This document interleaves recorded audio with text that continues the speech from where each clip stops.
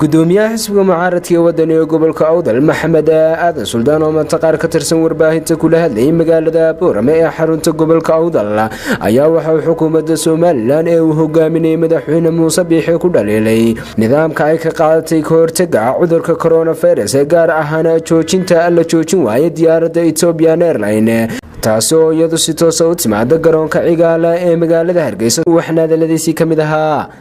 dhibta ugu weyn ee Soomaaliland maanta ka jirtay waxa weeyaan xukuumadda maanta Soomaaliland inay ku daawanayso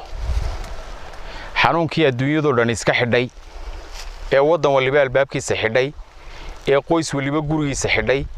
dhibaatada ugu weyn ee maanta ka jirta Soomaaliland waxa weeyaan iyadoo madaxweynihii wadankan haystay uu isaguna albaabada furay maanta xanuunada ka jira adduunyada Ilaahay naga badbaadiyo badbaadada ka sokow iyo qadarta Ilaahay waxa jira tacliimaad ummadaha adduunka oo dhan ay isla qireen oo ah in xanuunkaasi albaabada laga xidho waxa ay andaraa shacabka reer Soomaaliland maamulkii haystay inuu albaabada isagu maanta u furay isagoon u haynin maare haddii dhibtaasi maanta Ilaahay kuma keenay shacabka ku dhacdo waxa uu diyaariyay aanay jirin waxa maanta ogtiin eeriboodadii Soomaaliland gabi ahaan bay furan yihiin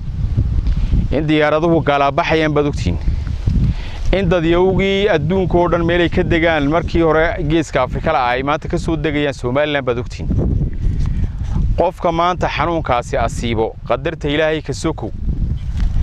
ee reer Soomaaliland waxa mas'uuliyaddeeda qaadi doona madaxweynaha maanta joogay xukuumaddiisa waxaad moodaysaa xukuumaddu inay aad ugu faanfaanayso dhibaatada adduunyada ka dhacday inay shacabkeega ku dhacdo inay si hor socotaad moodaa taana waxa marxaati ka in wasiirooyina maxay ka hore leeyahay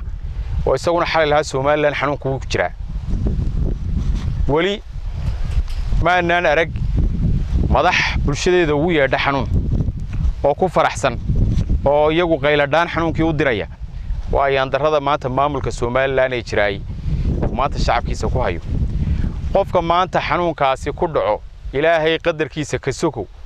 ee reer Boorama ama reer Hargeysa ama reer Burca ama reer Cirigaaba ama reer Laascaanoodii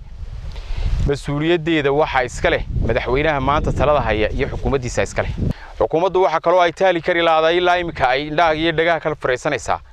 inay aragto dhibta xanuunkaasi leeyahay waxaad moodaa inay u yeedhanayso inay iyadu u baaqaysaad moodaa airportka Hargeysa markuu maalin walba inta soo diyaaradood ka soo degayaan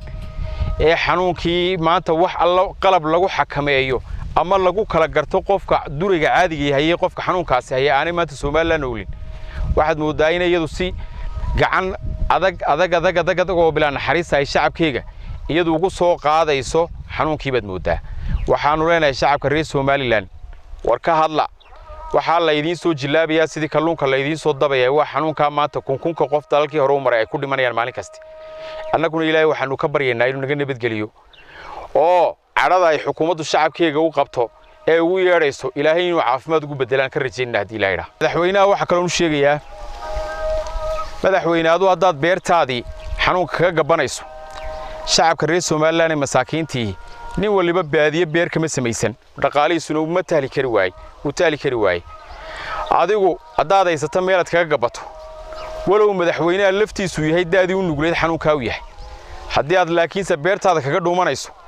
dadka shacabka reer Soomaaliland ma haystaan meel ay kaga gabadaan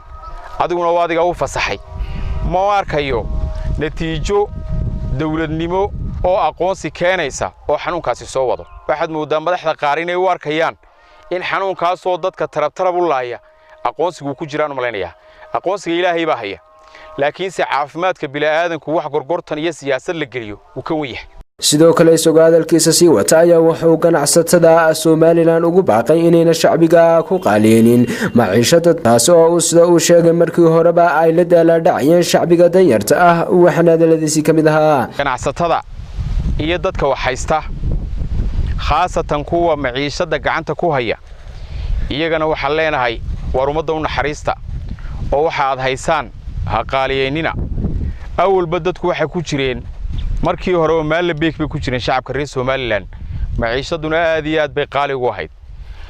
oo waxaad moodaa maanta ganacsatada qaar inay si gaar ah uga faa'iideysanayaan masiibada dhacday iyo badxidhanka dhacay inay si gaar ah uga faa'iideysanayaan